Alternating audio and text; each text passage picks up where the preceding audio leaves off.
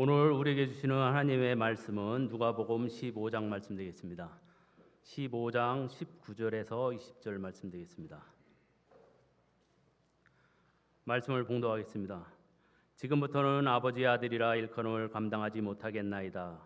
나를 품꾼의 하나로서 보소서 하리라 하고 이에 일어나서 아버지께로 돌아가니라. 아직도 거리가 먼데 아버지가 그를 보고 측은히 여겨 달려가 목을 안고 입을 맞추니. 아멘. 귀한 예물들 봉헌하셨는데 먼저 축복 기도하고 교제하겠습니다. 자비하신 하나님, 오늘 거룩하고 복된 주일을 저희들에게 허락하시고 하나님 우리에게 귀한 영혼의 양식 주시고 거룩한 예배자로 섬기고 오늘 이 저녁에는 우리 평택 동지방이 연합하여 함께 예배할 수 있는 그런 좋은 시간을 주셨습니다. 형제가 연합함이 하나님께 영광이고 큰 축복인 줄 믿습니다. 우리 지방에서 모이는 집회 또한 우리가 미처 생각하지 못한 하나님의 은혜가 넘치는 복된 시간이 되기를 소원합니다. 시간 말씀으로 우리를 살려주시고 우리의 갈 길을 열어 주옵소서. 이 지방을 위해 헌신하시는 감리사님, 또 이 집회를 주관하는 선교부 총무님과 모든 우리 목사님들을 하나님께서 위로하시고 이 집회를 끝까지 잘 운영하시도록 축복하여 주옵소서.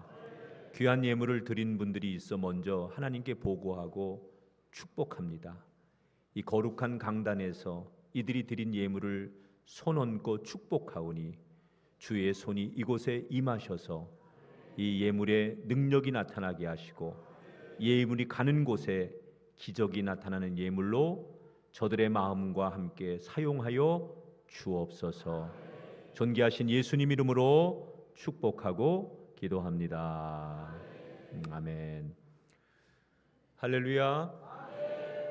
먼저 우리 동지방의 귀한 우리 성도님들 뵙게 돼서 너무 반갑습니다. 특별히 또 우리 하북교회 이명성 목사님, 좋은 목사님이 오셔서 목회하시는 이 교회에 이렇게 와서 말씀으로 또 교제할 수 있게 돼서 너무 기쁘고요. 익숙한 분들이 많습니다. 이 지방에 제가 아주 존경하는 목사님, 장로님들이 많이 계신 지방이기 때문에 마음이 편안합니다. 제가 어디 집회를 가면 이렇게 약간 낯설은 데가 있어요. 예를 들어서 다른 교단이거나 지역이 좀 멀리 가면 아무래도 좀 낯설거든요. 그리고 거기에 적응하는 시간이 필요해요.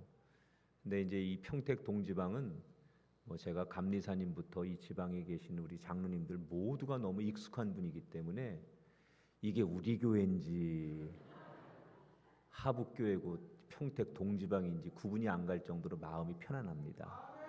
여러분, 이 편안함이 우리에게 큰 은혜의 재료가 되고 우리에게 기쁨의 환경이 되기를 축복합니다.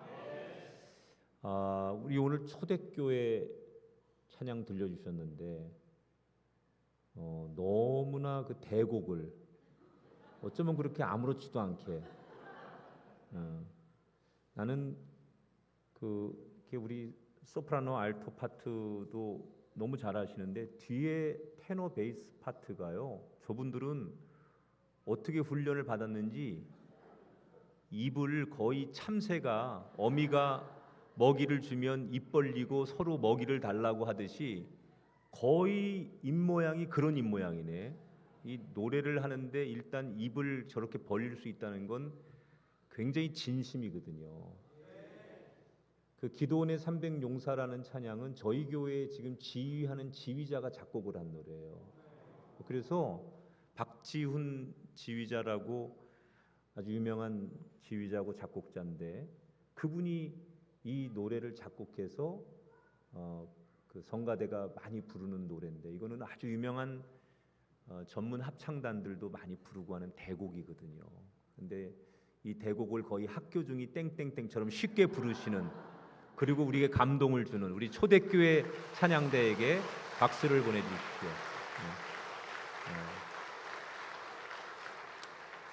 지휘자님도 아주 열정적으로 잘 가르쳐 주시는 것 같고, 또 우리 담임 목사님이신 박 목사님은 제가 참 존경하고, 저희 꿈의 교회에서 가장 가까운 이웃 교회였어요. 그래서 이렇게 마음으로 옛날 말로 말하면 이웃 사촌처럼 그렇게 지내시던 목사님인데, 이 평택에 오셔서 오늘 이렇게 첫날 찬양을 열어주셔서 더 감동이 되고 은혜가 됩니다. 선물을 받았으니까 선물을 노래로 드려야 될 것 같아요. 제가 이 찬양의 은혜를 저도 찬양으로 한 곡 드리도록 하겠습니다.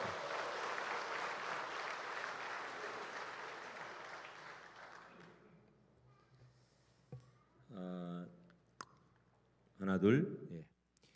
요즘 그 좋은 찬양들이 많은데, 저는 가끔 요즘 과거에 오래전에 부르던 찬송, 제가 요즘 많이 불렀던 찬송이 세상에서 방황할 때 주여 이제, 이런 찬양이 요즘 저한테 굉장히 많이 와서 80년대 이때 불렀던 찬양들, 복음성가라고 그때는 그랬는데, 그런 찬양들이 요즘 저에게 다시 막 은혜로 와서 그런 찬양을 몇 곡 부르던 가운데 오늘 이렇게 오면서 흥얼거리는 찬양이 한 곡이 있었어요.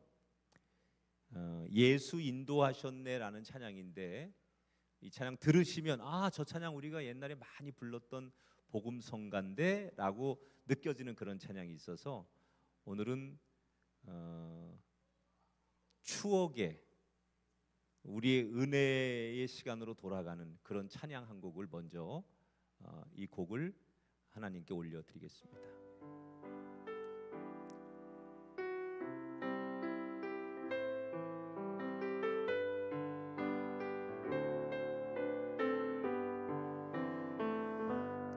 내 인생 여정 끝내어 강 건너 언덕 이를 때 하늘 문 향해 말하리, 예수 인도하셨네. 매일 발걸음마다 예수 인도하셨네. 나의 무거운 죄 짐을 모두 벗고 하는 말, 예수 인도하셨네. 이까시 밭길 인생을 허덕이면서 갈 때에 시험과 환난 많으나 예수 인도하시네. 매일 발걸음마다 예수 인도하셨네. 나의 무거운 죄 짐을 모두 벗고 하는 말, 예수 인도하셨네.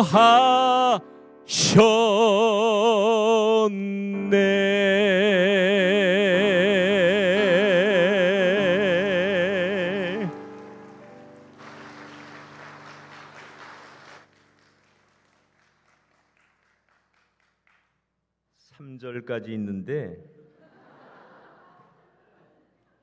눈치껏 끊어야 될 것 같아서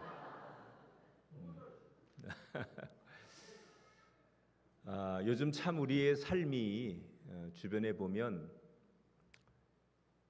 뭐가 꼭 되게 어려운 일이 있어서가 아니라 살아가기가 참 먹먹하고 힘든 세상인 것 같아요. 과거에는 지금보다 먹거리가 풍족하지 않고 훨씬 가난하고 또 환경이 어려웠지만 그래도 사람들이 살아야지, 그리고 열심히 살면 돼, 이런 꿈을 꾸고 살았는데 지금은 그 과거보다 훨씬 살기도 좋아지고 우리에게 풍족함이 넘치지만 사람들은 오히려 살고 싶지 않아. 너무 힘들어. 숨 쉬어지지가 않아. 내일이 두려워. 이런 얘기를 너무 많이 해요. 왜 그럴까요? 각자 우리의 삶에 에너지가 방전된 거예요.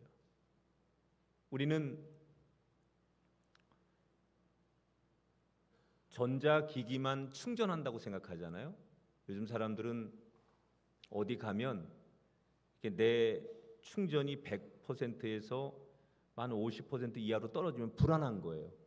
그래서 어디 가서 빨리 나머지를 충전해야만 안심이 돼서 사람들이 점점점 이렇게 방전돼 가는 그 수치를 보면서 충전해야만 될 것 같은. 근데 전자기기만 그런 게 아니라 뭐 자동차도 그렇고 우리가 살아가는 인생이 다 그래요. 그러다 보니까 사람이 다른 것을 충전하는 데는 익숙한데 정작 내 자신이 이렇게 쭉 몇십 년의 인생을 살아오면서 나를 위해 한 번도 충전하고 내 자신이 힘이 있을 때처럼 어떤 어려움을 감당할 수 있을 것 같은 때처럼 나 자신에게 충전할 수 있는 시간이 없이 사는 거예요, 우리가. 그러니까 왜 이렇게 힘들지? 나 옛날보다 집도 있고 먹고 살만하고 직장도 좋고 돈도 웬만큼 버는데 왜 이렇게 삶이 힘들고 의욕이 안 생기고 두렵지?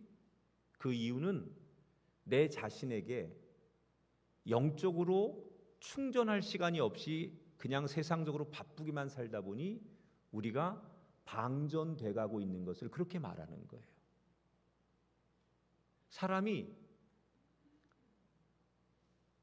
어려워서 망하는 게 아니라 내 마음에 사기가 꺾이고 의욕이 사라지면 주저앉게 돼 있어요.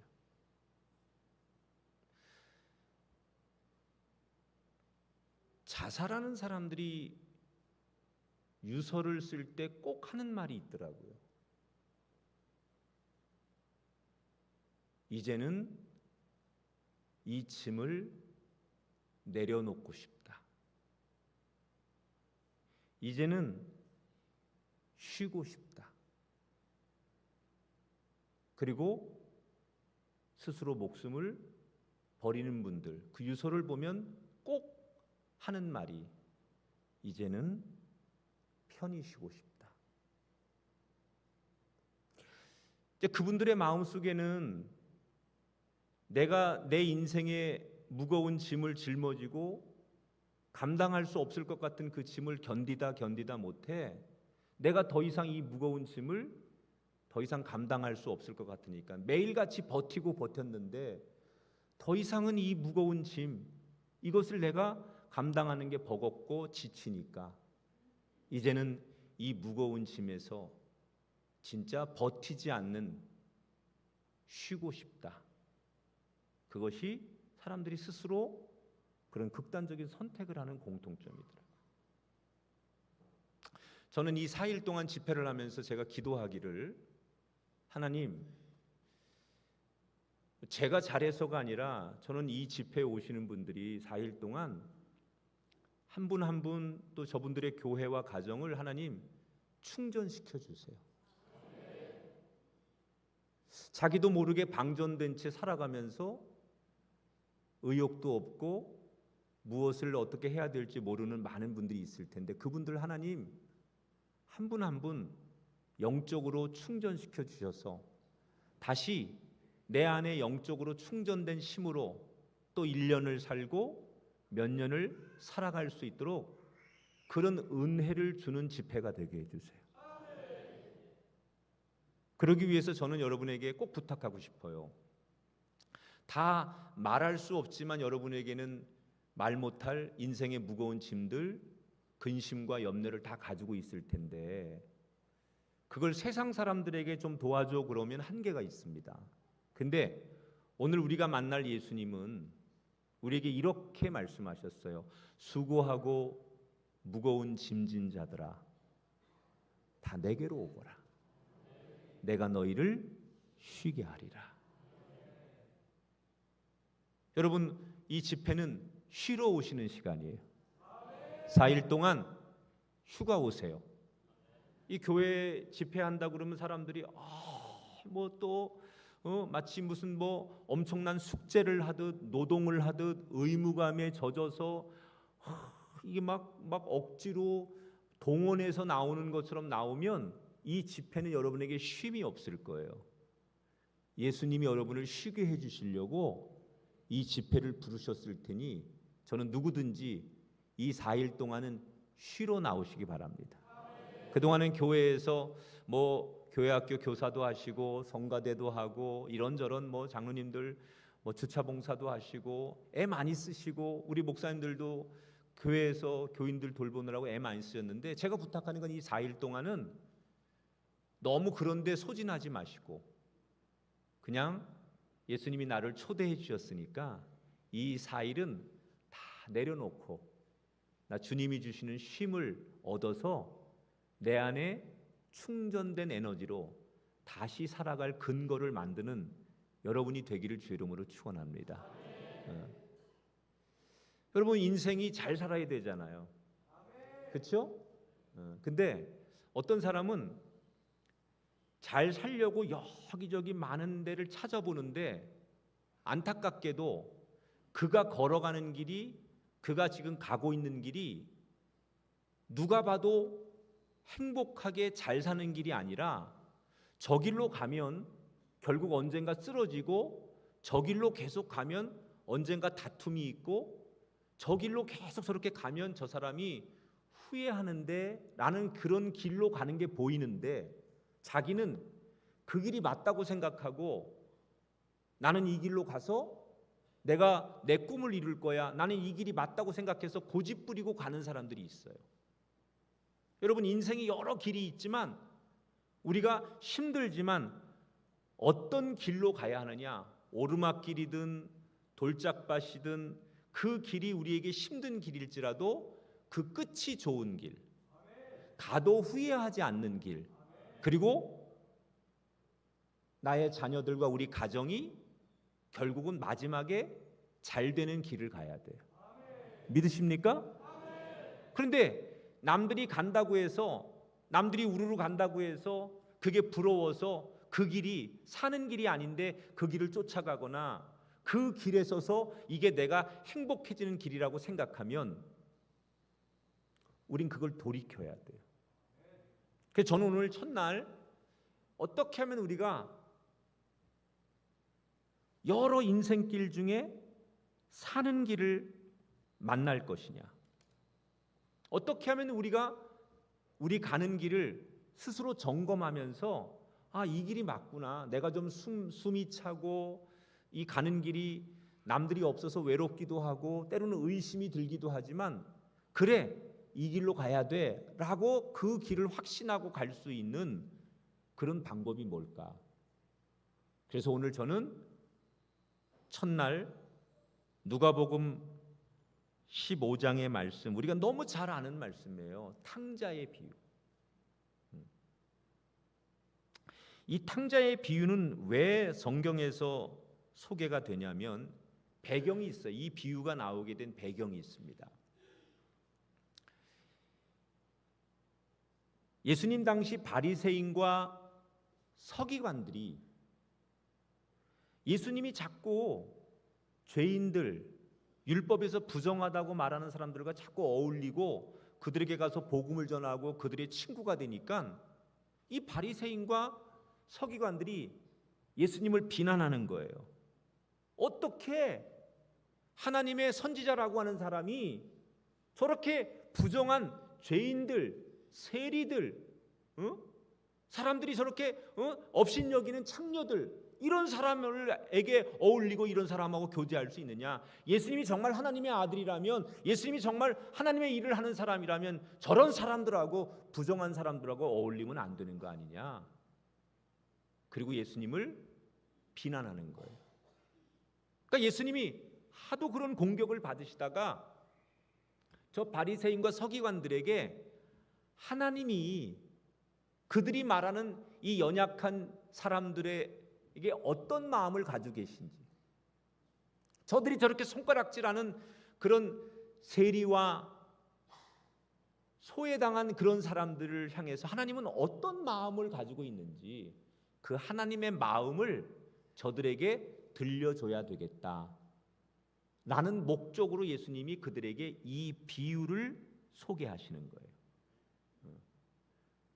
무슨 얘기를 하면 좀 반응을 보이고 그러세요. 얼굴들이 너무 심각해 지금. 숨은 쉬고 계신 거예요?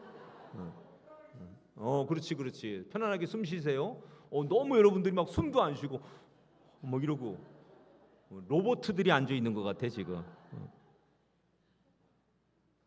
자, 예수님이 이야기를 들려주시는 거예요. 그냥 이야기예요. 여보시오, 내 얘기 들어보시오. 어느 마을에 아주 큰 농사를 짓는 두 아들을 둔 아버지가 있었습니다.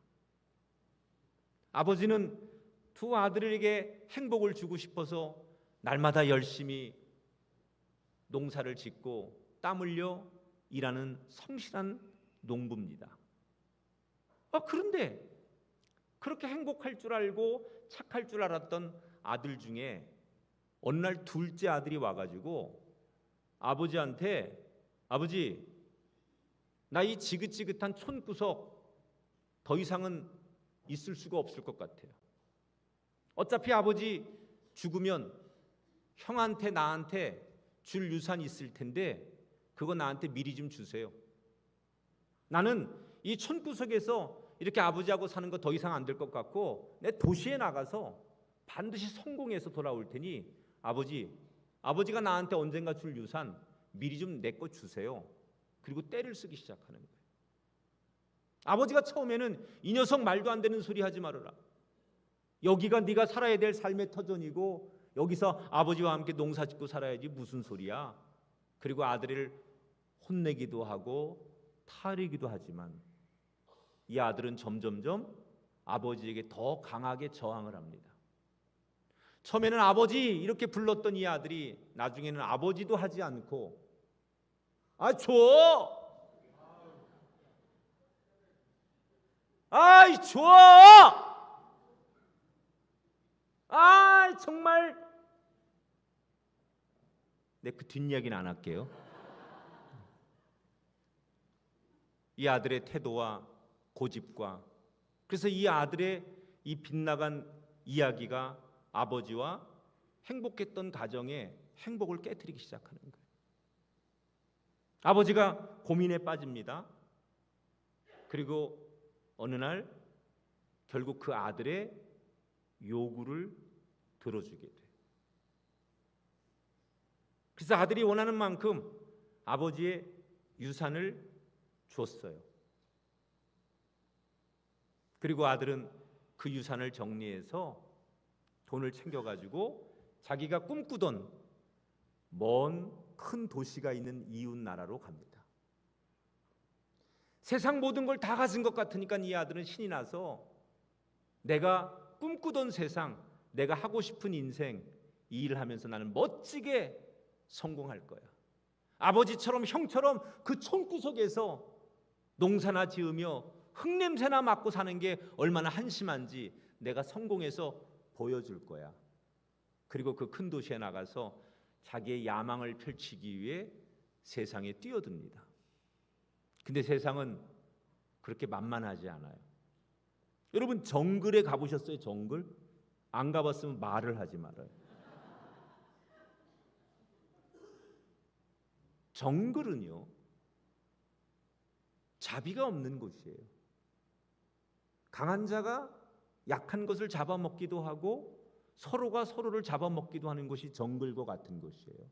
지금 이 둘째 아들이 만난 세상은 그런 세상이죠. 순진하게 욕망과 욕심을 가지고 와서 세상에 성공해 보겠다고 뛰어든 이 아들은 이 도시 사람들의 꾀임에 빠져서, 순진한 이 청년은 도시 사람들이 주는 향응에 빠져서 점점점 헤어나오지 못하고 사기도 당하고 그 돈을 관리하지 못해서 얼마 가지 않아서 쫄딱 어떻게 됐다고요? 망했어요. 어떻게 이렇게 잘 아세요, 성경을? 쫄딱 망했어요. 그런데 그가 그 도시에서 망해서 아주 힘들 때 하필이면 그 도시가 불황이 오고 농사가 흉년이 들던 해라. 그나마 일자리도 먹을 것도 더 없는 그때가 겹친 거예요. 오갈 데가 없어요. 돈이 있을 때는 여기저기서 나랑 친구하자고 그 도시 사람들이 자기한테 와서 환심을 사려고 막 몰려들다가 돈이 다 떨어지니까 사람도 다 떨어지고 아무도 없는 거예요. 얼마 동안은 그래도 버텨보지만 더 이상 버틸 길이 없는 이 둘째 아들은 겨우 돼지 농장에 취직을 합니다. 여러분, 돼지라고 하는 동물은 유대인들이 율법에서 가장 부정하다고 말하는 대표적인 동물이에요.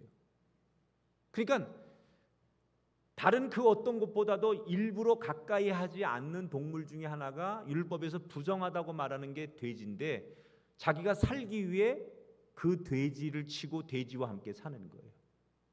더 비참한 건 돼지에게 주는 쥐염 열매는 먹이는 줄 수 있어도 자기가 먹을 양식은 없어서 배가 고픈 거예요. 얼마나 그 인생이 추락했는지를 성경은 소개하고 있는 거예요.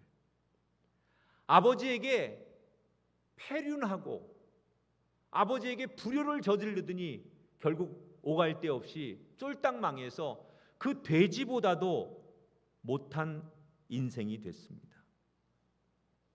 예수님 당시에는 이 돼지나 동물들을 칠 때는 마을에서 못 쳐요. 이렇게 마을이 있으면 성 밖에 외곽에 보통 동물들을 키우거든요. 그러니까 그 돼지 우리에서 돼지와 함께 먹고 자는 이 둘째 아들은 사람들이 있는 마을에서 벗어난 저 성 밖에서 돼지들과 함께 먹고 자면서 그 돼지들이 먹는 먹이로 겨우 배고픔을 달래면서 사는 거예요. 자, 우리가 잘 아는 이 탕자의 비유 이야기 속에 궁금한 게 하나 있어요. 아버지는 이 아들이 세상에 나가면 분명히 이렇게 실패하고 어려움을 당할 것을 알았을까요? 몰랐을까요? 알았죠. 이 비유 속에 아버지는 누굴 얘기하는 거예요? 하나님을 얘기하는 거예요. 그러면 아버지라고 하는 이게 하나님을 상징하는 건데, 하나님은 다 아시지 않겠습니까? 네가 그렇게 가면 그게 망하는 길이고 네가 그렇게 가는 길이 얼마나 잘못된 길이고 사망의 길인지를 아버지는 알죠. 하나님은 육신의 아버지일지라도 그 아들의 기질을 모르겠습니까?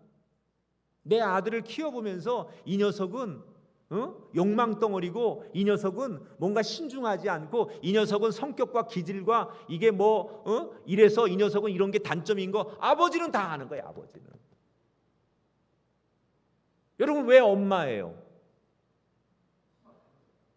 자식을 품었기 때문에 엄마인 거야. 어떻게 엄마가 아닌데 이렇게 잘 알아? 훌륭해. 엄마가 된다는 건, 아버지가 된다는 건 자식이 있기 때문에 엄마가 되고 아버지가 되는 거지, 아버지는 그냥 되는 게 아니에요. 자식이 존재하니까 아버지가 되는 거고, 자식이 존재하니까 엄마가 되는 거예요. 여러분, 이게 그냥 아버지로 불려진다는 것은 여러분 어느 날 내가 살다 보니 아빠가 되는 게 아니라 나에게 자식이 존재하니까 아버지가 되는 거고, 자녀가 나를 엄마로 불러주니까 엄마가 되는 거예요. 이 아버지는 내 자식이 어떤 기질이고 어떤 성품이고 어떤 장단점이 있는지 다 알기 때문에 이 둘째가 반드시 이런 어려움을 당하고 실패할 것을 아버지는 다 예측했어요. 그런데 왜 아버지는 아들이 그렇게 망할 걸 알았는데 결국 아들의 뜻대로 해줬을까? 내가 어디 가서 이 설교했더니 누가 그래요. 자식 이기는 부모가 없어서 그렇습니다. 그 말도 맞지만 아버지의 마음은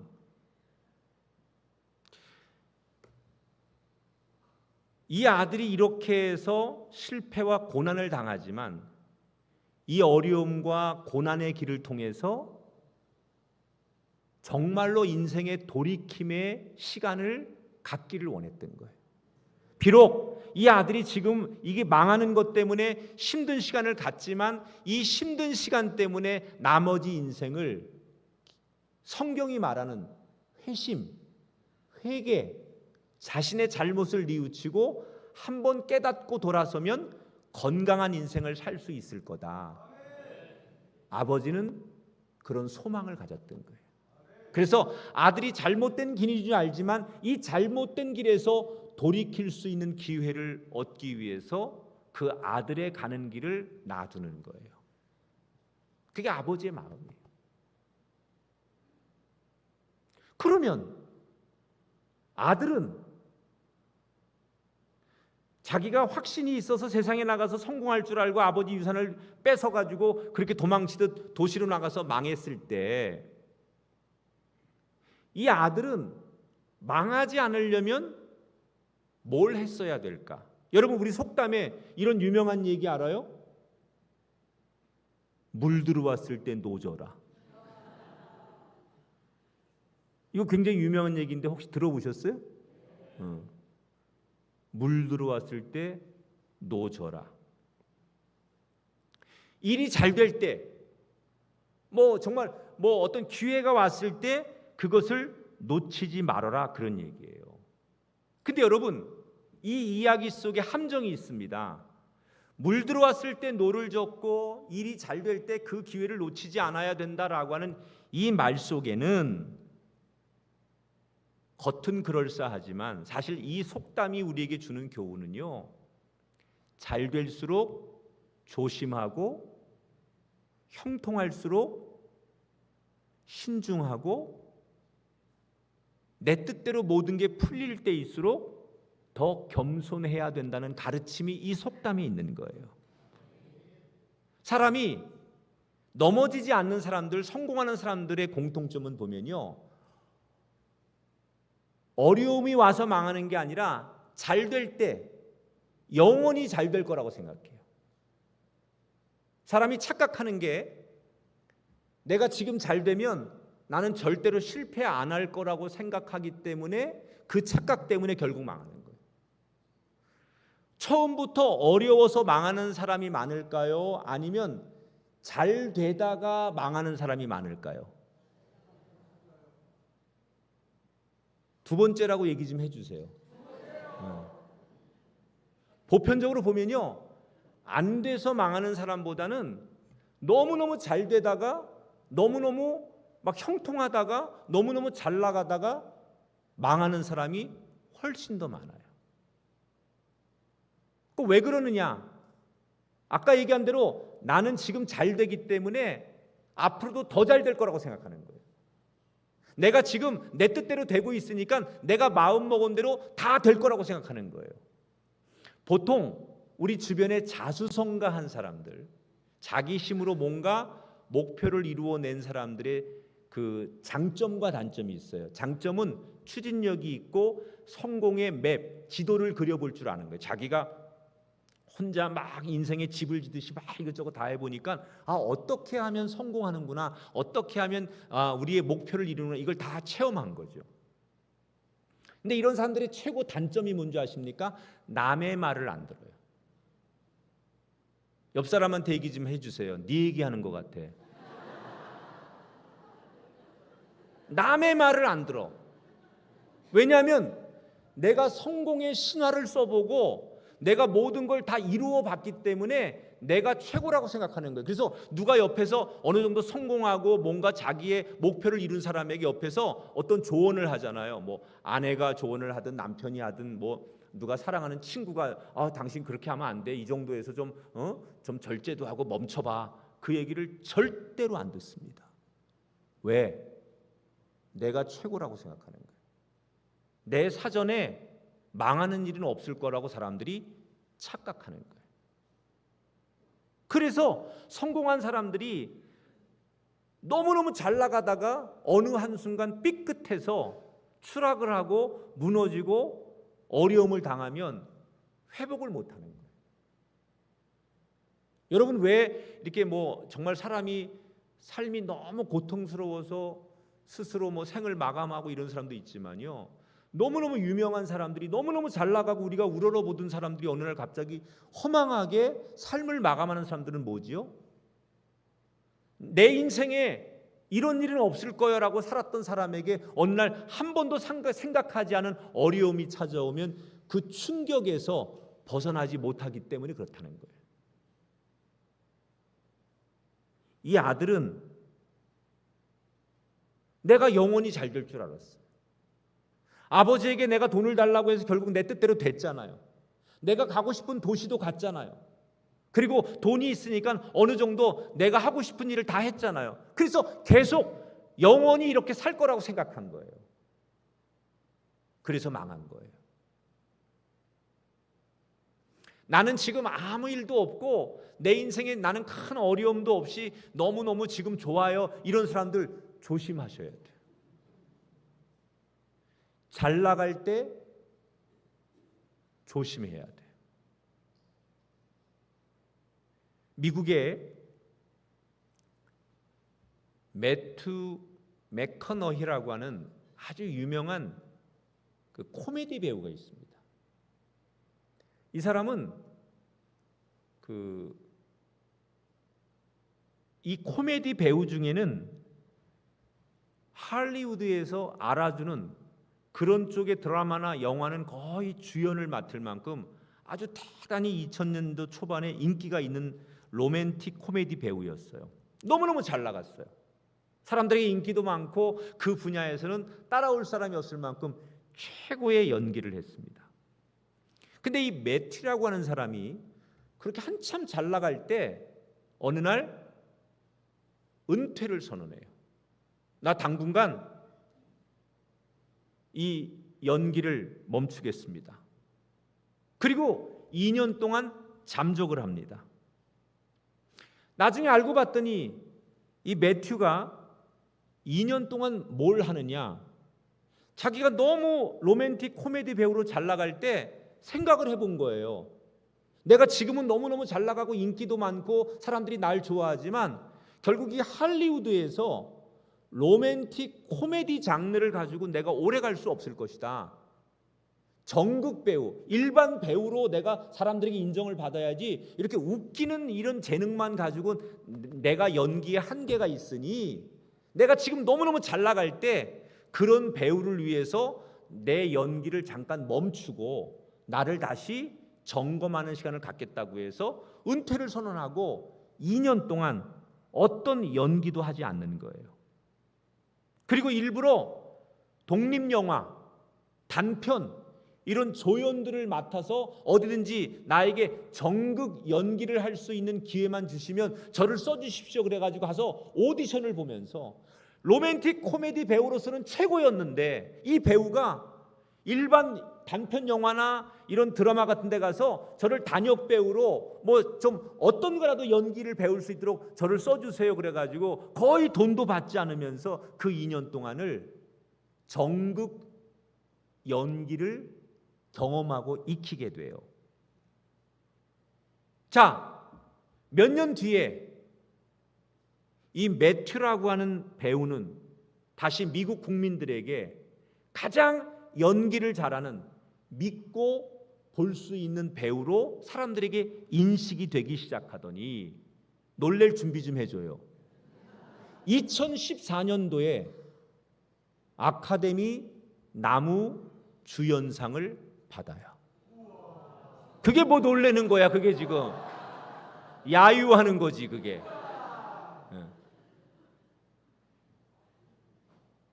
저는 이 매튜라고 하는 배우를 참 좋아하는데 이 매튜가 미국 사람들이나 전 세계 사람들에게 이렇게 배우로서 오랫동안 롱런하고 사랑을 받게 된 그 시작점이 뭐냐?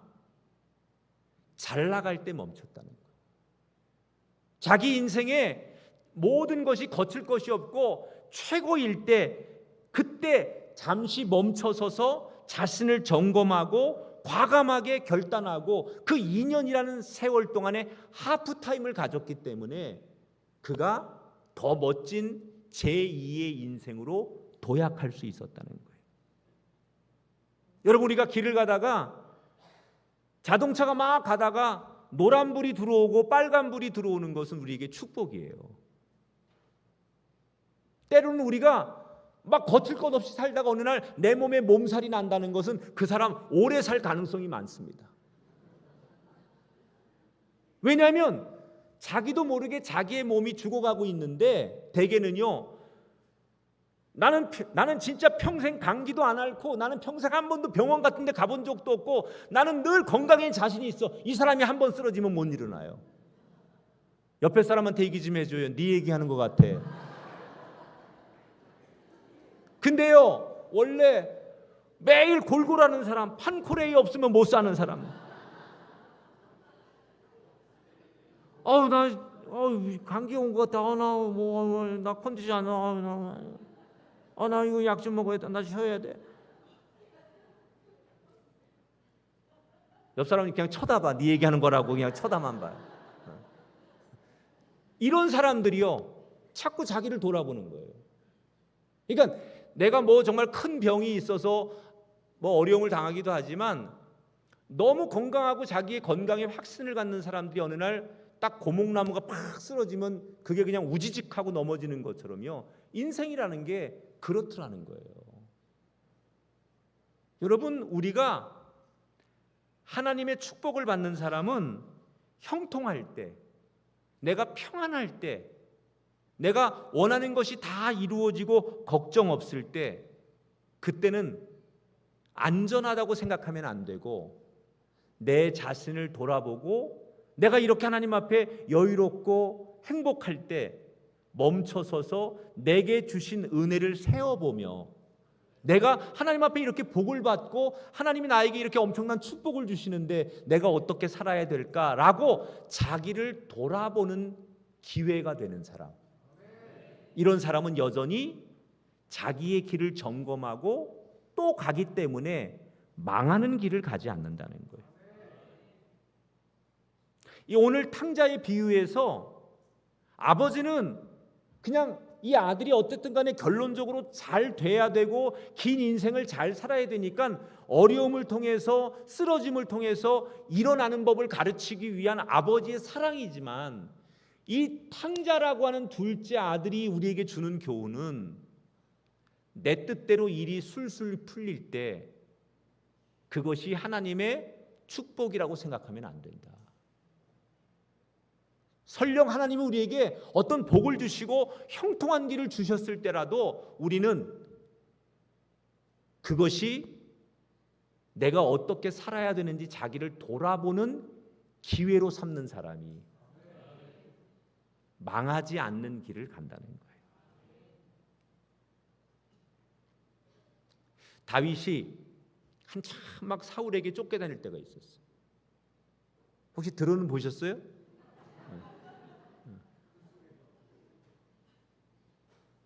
다윗이라는 사람이 한참 사울에게 막 그냥 쫓겨다니고 막 숨어다니고 막 그 어려울 때가 있었단 말이에요. 근데 어느 날 그 원수 같은 사울을 완전히 더 이상 자기가 도망다니지 않고 죽일 수 있는 기회가 찾아와요. 이 사울이 막 쫓아오니까 도망가다가 어느 동굴 속에 부하 몇 명하고 다윗이 숨어 있는데, 사울이 다윗을 막 추적하다가 배 아파. 갑자기 생리현상이 나타나가지고, 야 잠깐만, 니들 여기 있어, 나 급하게 볼일 좀 볼게. 그리고 혼자서 동굴 속으로 들어가서 볼일을 보는 거예요. 지금 이 동굴 안에는 사울을 피해서 도망온 다윗과 부하들이 저 숨도 안 쉬고 보고 있는데, 냄새나, 이런 현상이 벌어진 거잖아요. 응? 이때 다윗의 부하들이 숨어 있다, 무방비 상태로 볼일을 보고 있는 사울을 보면서 이건 하나님이 우리에게 주신 기회다. 이래서 다윗에게 속삭입니다. 하나님이 주신 기회입니다. 죄 없는 우리들을 괴롭히고 당신을 괴롭힌 저 원수 사울을 하나님이 없애라고 주신 절호의 기회입니다. 여러분 같으면 그렇게 얘기할 것 같아요, 안 할 것 같아요? 옆 사람한테 얘기 좀 해봐요. 할 것 같아요, 안 할 것 같아요? 뭘 안 해? 한다고 해. 그러면 설교가 안 되잖아. 일단 한다고 해. 옳지. 사람이 다 그 어려움에 처하면 그렇게 해석할 거 아니에요. 이건 정말 하나님이 나를 사랑하셔서 나에게 주시는 기회고, 내가 정말 이유 없이 저 사람에게 저렇게 어려움을 당했으니 이건 내가 살 수 있는 길을 하나님 주신 거다, 이렇게 생각하지 않겠어요? 그래서 다윗도 처음에는 그런 생각을 합니다. 그리고 칼을 들고 이 사울의 목을 치면 되는 상황이 벌어져요. 근데 결국 다윗은 이 사울의 목을 치기 전에 어떤 마음의 울림이 와요. 그래서 이 사울을 죽이지 못하고 그가 느끼지 못하도록 그의 겉 옷자락 옷감을 살짝 베어서 나중에 그 옷감을 흔들며 더 이상 나를 괴롭히지 말아라. 자, 다윗이 뭐 때문에 사울을 죽이지 않은 거예요? 이건 세상 말로 말하면 다윗은 지금 순풍의 길을 만난 거예요. 시온의 대로를 만난 거 아닙니까? 다윗의 인생에서 사울을 죽이는 것만큼 지금 자기에게 중요한 건 없고, 이건 다윗에게 너무 중요한 기회가 온 거예요. 그런데 그는 자기에게 찾아온 형통의 기회, 순풍의 기회를 자기 스스로 포기합니다. 이유는 하나죠. 나에게는 불편한 사람이지만 하나님이 저를 왕으로 기름 부어 세웠는데, 나로 인해서 하나님이 세운 사람을 내가 저의 생명을 얻는다는 것은 하나님을 대적하는 일이니, 그가 그렇게 해석하는 거예요, 다윗이. 그래서 다윗을 죽이지 않는 거예요. 자, 어쨌든 다윗은 나에게 찾아온 기회, 축복이라고 생각하지 않고 이것을 점검하느라고 멈췄어요. 그랬더니 하나님이 다윗이 포기한 것 이상으로 이 이후에 다윗의 앞길을 하나님께서 이스라엘 역사에, 세계 역사에, 후세들이 기억할 수 있는 역사에 가장 위대한 사람으로, 우리가 기억할 수 있는 사람으로 성경에서 지금까지 우리에게 전해지는 인물로 만들어 주셨어요. 하나님이 뭘 보시고 다윗을 그렇게 축복하신 거예요? 다윗이 무슨 노래를 잘하고, 다윗이 무슨 외모가 뛰어나고, 다 내 얘기네. 아니, 그렇게 비웃으면 간에 손상이 온대요. 그냥 이제 졸지 말라고 하는 얘기지 또 뭘.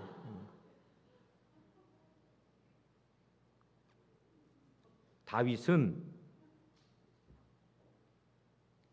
하나님이 그런 재능을 보신 게 아니에요. 인간에게 기회라고 생각하는 것을 스스로 내려놓을 수 있는 선택을 보신 거예요. 다시 말하면 순풍을 만나고 내가 기회라고 생각하는 그때 멈춰 설 수 있는 영적인 힘, 영적 근육이 다윗에게 있었던 거예요. 여러분, 우리가 몸에만 근육이 있는 게 아니에요. 믿음의 근육이 필요합니다. 우리가 근육이 있어야 무거운 걸 들잖아요. 젊을 때는 우리가 뭐 쌀 한 가마도 탁탁 들고, 이거는 젊을 때 근육이 있으니까 무거운 걸 우리가 감당하는 거예요. 무거운 거로부터 저항할 힘이 우리 근육에 있는 거예요. 근데 나이가 먹으면 근육이 빠지잖아요. 그래서 젊을 때는 그걸 번쩍번쩍 들던 거를 나이가 먹으면 못 드는 이유는 나이가 먹었기 때문이 아니라 엄밀히 말하면 내 몸에 무거운 것을 저항하는 근육이 없기 때문에 그런 거예요. 무슨 얘기를 하면 여러분 좀 감동하고 그래야 되는데, 이런 얘기를 했는데 여러분들의 표정은 그래서 내가 이 평택은 이상한 데야. 저는 같은 원리라고 생각해요. 사람들은 몸의 근육만 생각해요. 그래서 뭐 여기 팔뚝에 근육 나오고 어디 이렇게 무슨 어깨에 근육 있는 것이 우리의 자랑이라고 생각하지만, 그리스도인에게는 몸의 근육만큼 믿음의 근육이 있어야 돼요. 이 믿음의 근육이 없으면요, 절제를 못 해요. 훈련된 강아지들은요, 주인이 어떤 먹이를 딱 던져 주고도요, 멈춰, 아직 아니야. 그러면 개들은요, 냄새가 막 오는데 주인의 그 말 한마디에 멈출 수 있는 훈련이 되는 거죠. 그 훈련이라는 게 근육이에요. 그 생각에 근육이 딱 있으니까, 훈련이 돼 있으니까 너무 먹고 싶은데 막 코를 벌렁벌렁거리면서 이거 안 먹으면 미칠 것 같은데 주인은 멈춰, 안 돼, 기다려, 이 한마디에 못하는 거예요. 여러분, 적어도 우리가 탕자의 인생이 안 되려면 이 시대 뭘 해야 되느냐? 하나님이 우리에게 멈춰라고 하는 사인을 주셨을 때 그 어떤 세상의 소리보다 그 하나님의 소리 앞에서 그 한마디에 멈출 수 있는 믿음의 근육이 우리한테 있느냐? 이 근육을 키워야만 우리가 망하는 길이 아니라 승리하는 길을 걷는다는 거예요. 따라합시다. 믿음의 근육을 키웁시다. 누구나 우리가 탕자가 될 수 있어요. 여러분, 욕심이 있잖아요.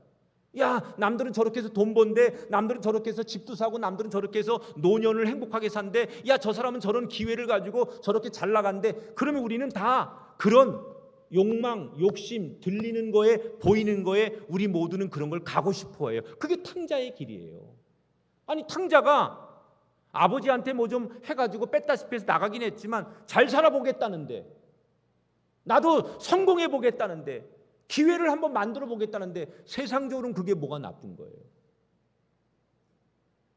그가 가고자 하는 길이 나빠서가 아니라 멈춰야 할 때 멈추지 못하는 믿음의 근육이, 절제의 근육이 그에게 없었기 때문에 망하는 거예요. 그러니까 탕자가 탕자된 것은 행실이 나빠서가 아니라 멈추라고 하는 작은 소리에 멈출 힘이 없기 때문에 탕자가 되는 거예요. 여러분, 사람이 왜 죄를 짓는 줄 알아요? 내 양심에, 야, 그건 아니잖아, 너 목사잖아, 그런 소리가 들릴 거 아니에요. 그런데 넌 목사야 라고 하는 그 소리가 주님의 음성으로 내게 어떤 것을 통해서 들려올 때, 그 소리에 그렇지, 내가 목사지 라고 하는 것 때문에 내가 그 소리에, 그 작은 소리에 반응하면서 어떤 유혹이나 어떤 욕심 앞에서도 아니지, 마치 훈련된 강아지가 멈춰, 기다려 라는 주인의 말 한마디 때문에 너무 맛있는 고기가 있어도 그걸 침을 흘려가면서도 기다리는 그 절제의 근육이 있느냐 없느냐가 우리를 탕자로 만들기도 하고 의인을 만들기도 한다는 거예요. 아멘도 근육인 거 아세요? 아멘도 정말 무슨 어디죠, 소금에 절인 배추처럼 해.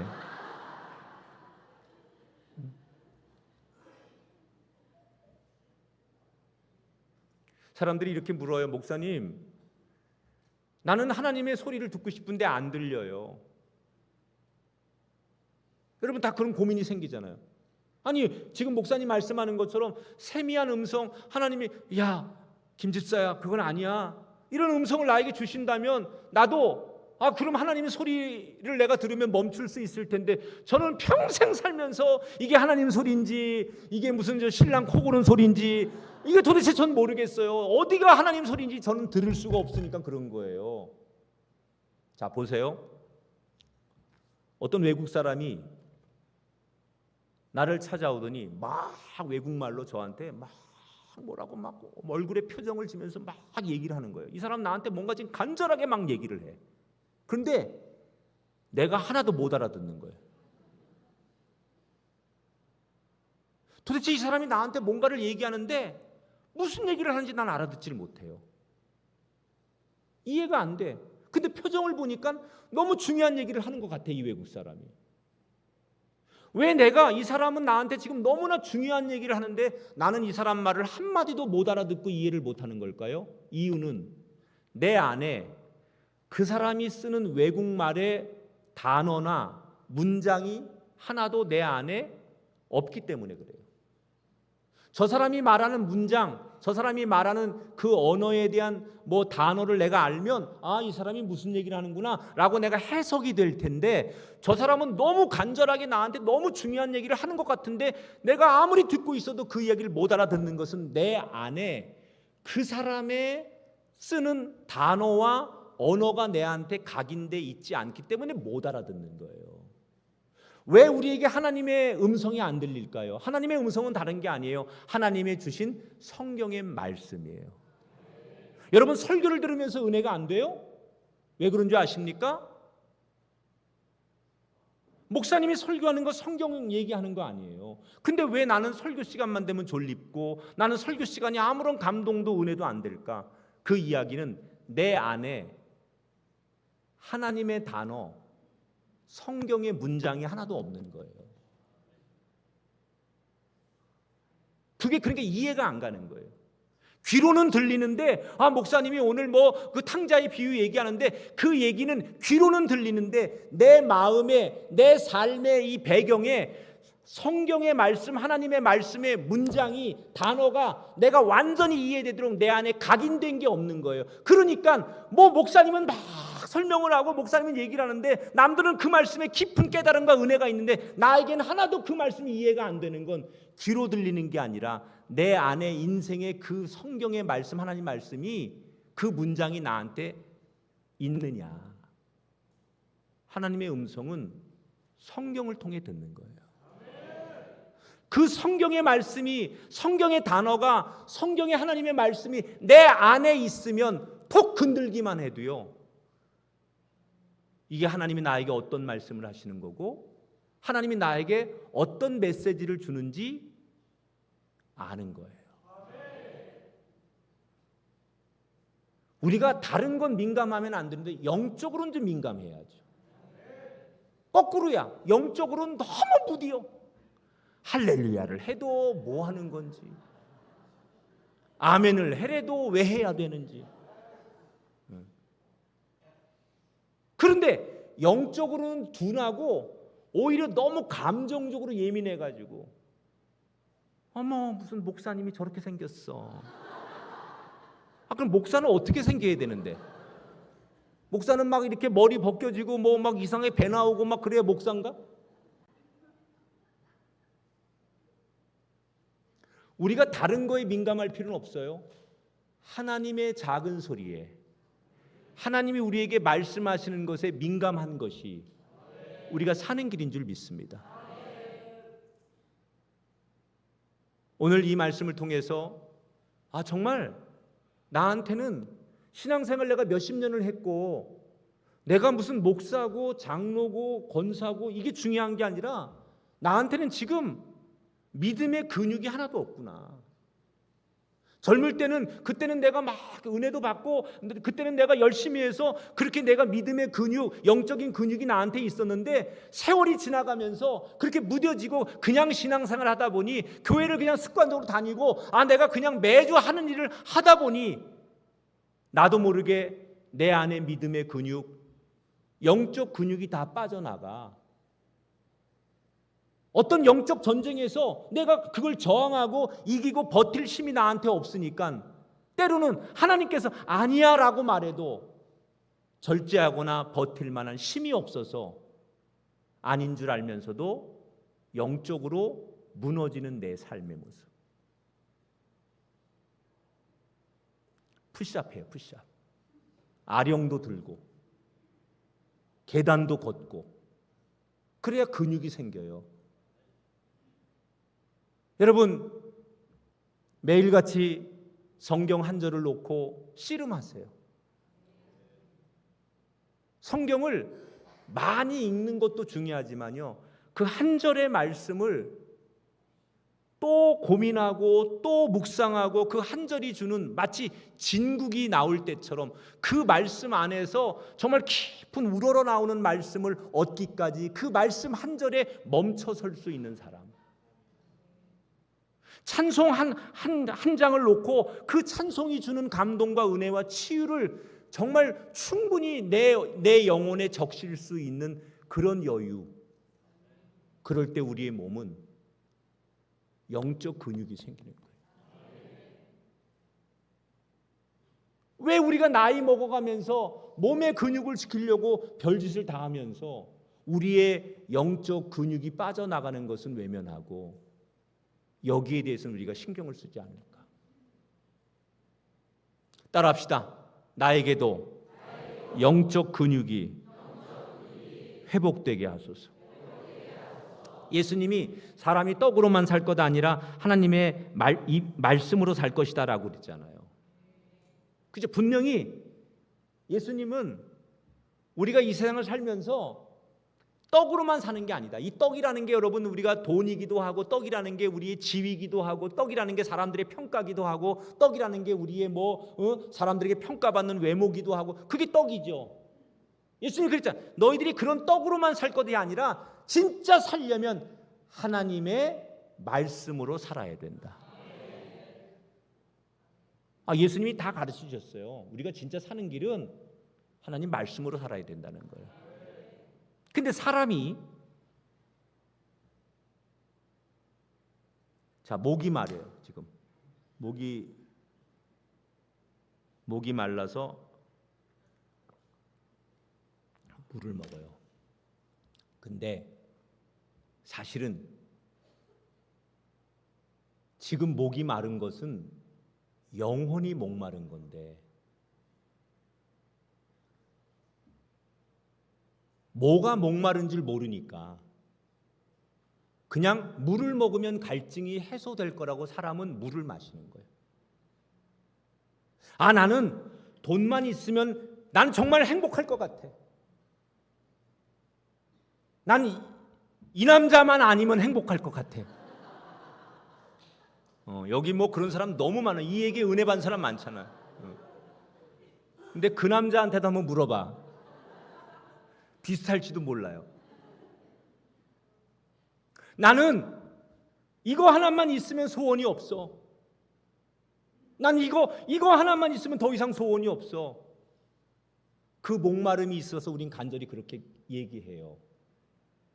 그래서 우리는 입으로 들어가는 거니까 지금 입으로 들어가는데 이게 배가 고파서 입으로 들어가는 먹을 건지 갈증이 나서 입으로 마시는 물인지 배가 고파서 먹는 거하고 갈증이 나서 먹는 건 다르거든요. 우리 인생에 영혼이 목마른 건데 우리는 육신적인 목마름이라고 생각해서 내가 배고프고 뭔가 허기가 지고 약간 허전하니까 뭔가를 채워야 된다고 생각하는데 사실은 영혼이 허기가 져서 영혼을 채우라고 주는 사인인데 내 본능이 그건데 우리는 그게 뭐 때문에 그런 줄 모르고 허기가 지니까 뭔가를 채우고 싶으니까 명품백을 사보기도 하고 백화점에 가서 좋은 옷을 사 입어 보기도 하고, 아니면 사람들 앞에 쾌락을 가지고 뭐 이렇게 어울려 보기도 하고, 그러면 내 뭔가 허전한 것이 채워질 것 같아서 그것을 자꾸 채우는데, 아무리 평생을 그런 걸 갖다가 채워도 이 허무한 것, 인생의 기쁨이 느껴지지 않는 게 뭘까요? 원래는 영혼이 목마른 건데, 뭐가 목마른지 몰라서 입으로 갖다 자꾸 집어넣으면 갈증 나는 건지 배고픈 줄 모르고 넣는 거하고 똑같은 거예요. 여러분, 우리가 정말 탕자와 같이 망하는 인생의 길이 아니려면 목마른 사슴이 돼야 돼요. 목마르면 물을 먹어야 되고 배고프면 빵을 먹어야 돼요. 똑같이 입으로 들어가는데 배고픔과 목마름을 구분하지 못하니까 영혼이 목마른 건데도 우리는 다, 여러분, 우리가 영혼이 목마른 거예요. 왜 나는 요즘 교회 가는데 왜 이렇게 미운 사람이 많고, 나는 왜 이렇게 요즘 성가대 쓰는데 기쁘지 않지? 여러분, 누가 한 얘기는 아니야. 난 정말 김학중 목사님 너무 좋아가지고 목사님 설교 들으려고 이 교회 왔는데 왜 난 요즘 이렇게 목사님 설교가 은혜가 안 되지?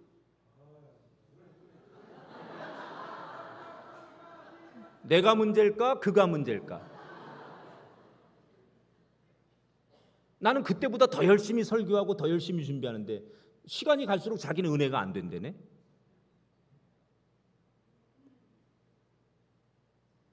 뭐가 목마른 줄 모르는 거예요.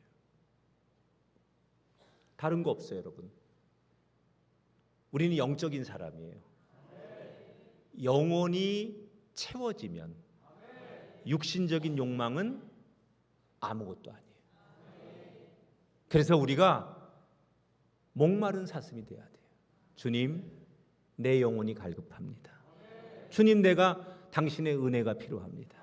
주님, 내게 성령의 충만함을 주셔서 내 속사람이 채워지게 하시고, 내 방전된 인생, 겉에 썩어질 것을 채우는 인생이 아니라 그때처럼, 그 하나님의 첫사랑 앞에 무릎 꿇고 눈물을 흘렸던 그때처럼 내 영혼이 채워지게 하소서.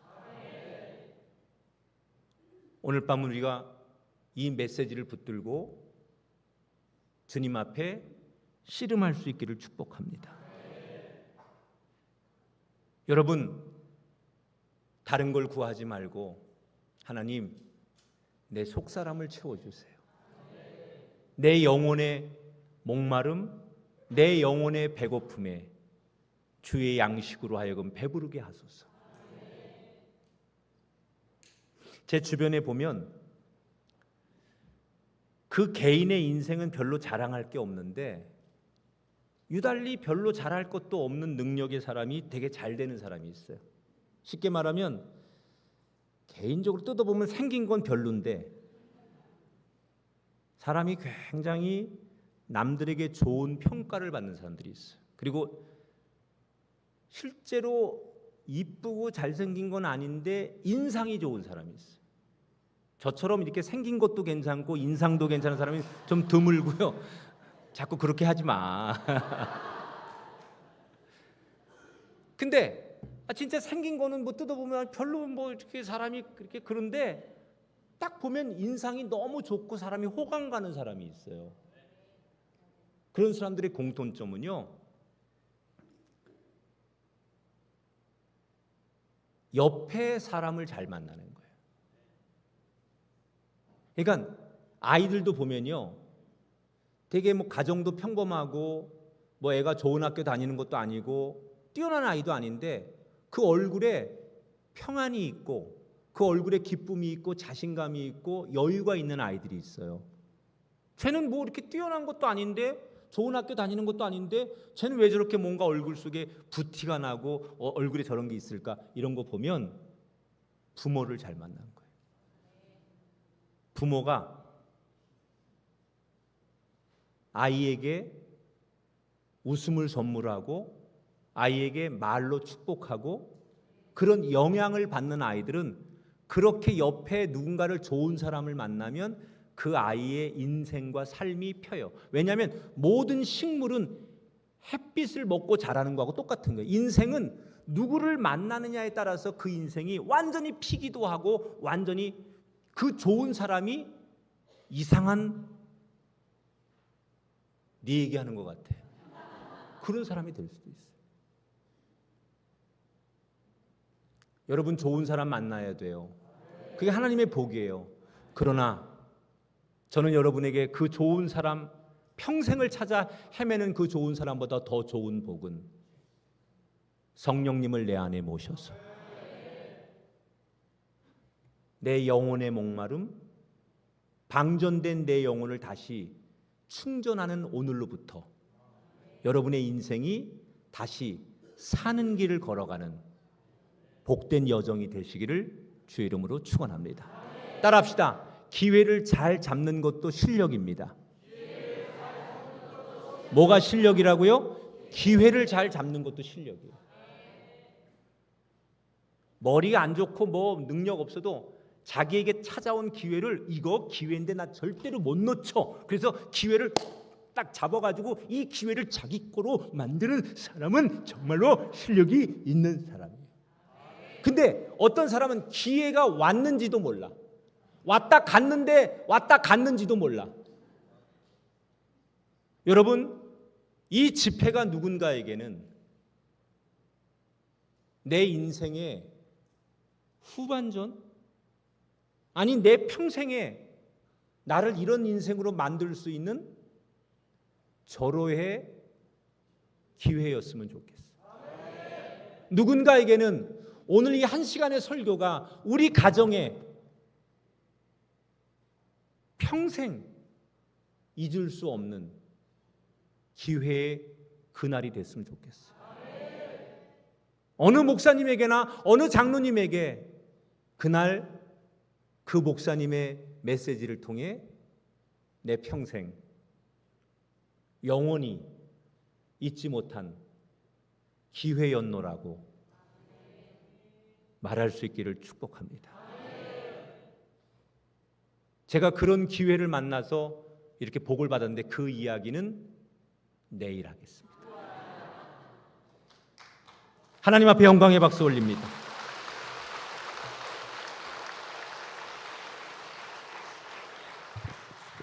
나는 하나님을 예배하는 예배자입니다. 이 찬양하고 제가 잠깐 여러분 축복 기도할게요.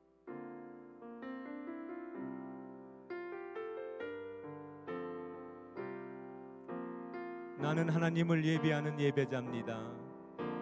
나는 하나님을 예배하는 예배자입니다.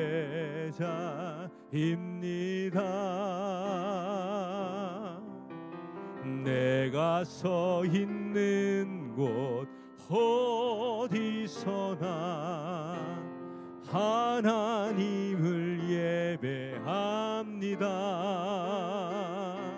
내 영혼 거룩한 은혜를 향하여 내 마음 완전한 하나님 향하여 이곳에서 바로 이 시간 하나님을 한 번 더 고백하십시다. 나는 하나님을 예배하는 나는 하나님을 예배하는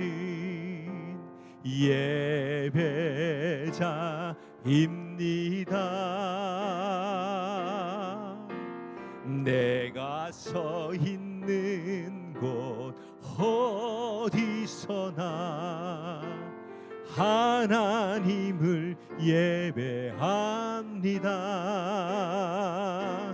내 영혼 거룩한 은혜를 향하여 내 마음 완전한 하나님 향하여 이곳에서 바로 이 시간 하나님을 예배합니다.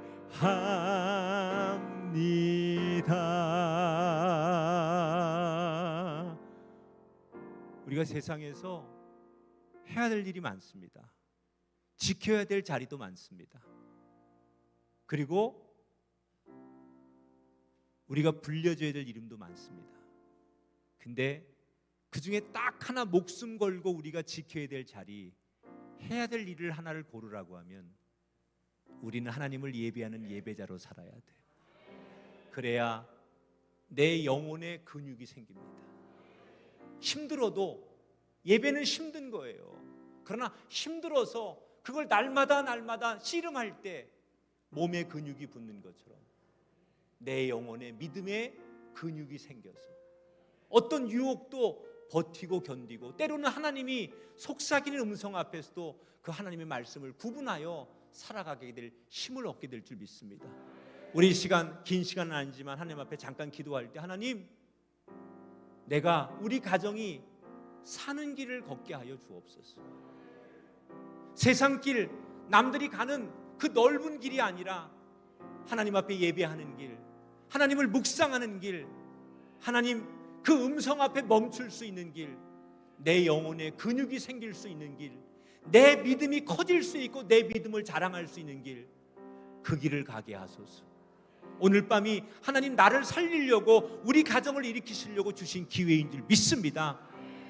나로 하여금 이 영적 씨름에 최선을 다하는 인생 되게 해달라고 오늘 말씀 앞에 결단하고, 주님, 내가 그런 영의 사람 되겠습니다.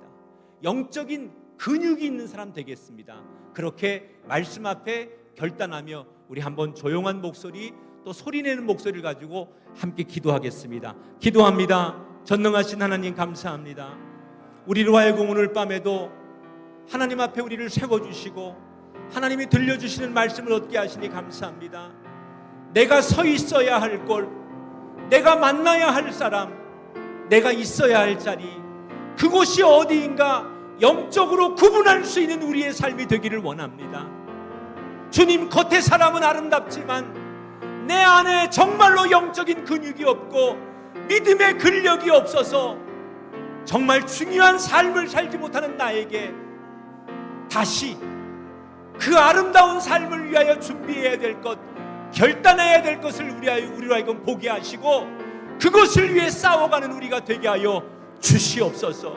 예 주님, 예 주님, 우리가 그 한 사람 되기를 원합니다. 하나님의 부르심 앞에, 예, 우리가 진정한 예배자로 그 하나님을 노래하는 광야의 찬양자로 서기를 원하니 나를 그렇게 날마다 이끄시고 나를, 우리 가정을 그곳에 세워 주시옵소서.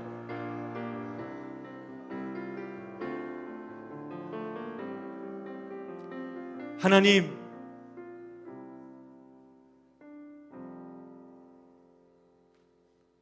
우리가 길도 모르며 갑니다. 사는 길인지 죽는지 모르고 그냥 갑니다. 그리고 끝에 가서 후회합니다. 오늘 하나님이 우리에게 어느 길로 가야 할지 길을 보여주셨습니다. 사는 길이 어느 길인지, 죽음의 길이 어느 길인지 탕자 이야기를 통해 주셨습니다. 잘 나가는 것을 부러워하지 않게 하시고 멈춤의 은혜를 구하는 자 되게 하옵소서. 주의 말씀 앞에 때로는 거절하고 멈추고 그 말씀 앞에 세상을 등 돌릴 수 있는 영의 힘을, 영의 근육을 우리 모든 성도들과 가정에 허락해 주옵소서. 지금부터 우리 모두 시온의 대로를 걷는 자가 될지어다. 예수님 이름으로 축복하고 기도합니다. 하나님께 영광의 박수 올리겠습니다.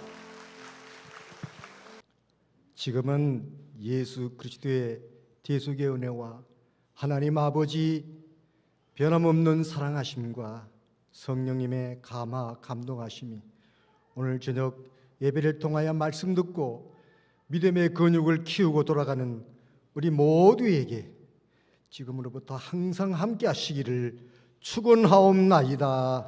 아멘.